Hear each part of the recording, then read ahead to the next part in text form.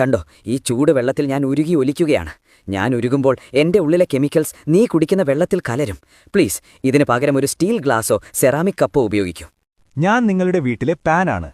എന്റെ ഉള്ളിലെ കോട്ടിംഗ് ഇളകിയിട്ടുണ്ടെങ്കിൽ ഉടൻ എന്നെ ഉപേക്ഷിക്കൂ. തീ തട്ടുമ്പോൾ ആ വിള്ളലിലൂടെ ഭക്ഷണത്തിലേക്ക് വിഷം കലരാൻ സാധ്യതയുണ്ട്. ഈ ചൂടുള്ള ഭക്ഷണം എന്റെ ഉള്ളിൽ നിറയ്ക്കുന്നതൊന്ന് നിർത്താമോ? ആ ചൂടിൽ ഞാൻ ഉരുകി എന്റെ ഉള്ളിലെ വിഷം നിന്റെ ഭക്ഷണത്തിലേക്ക് കലർത്തുകയാണ്. അടുത്ത തവണ വരുമ്പോൾ വീട്ടിൽ നിന്നൊരു സ്റ്റീൽ പാത്രമോ മറ്റോ കയ്യിൽ കരുത്.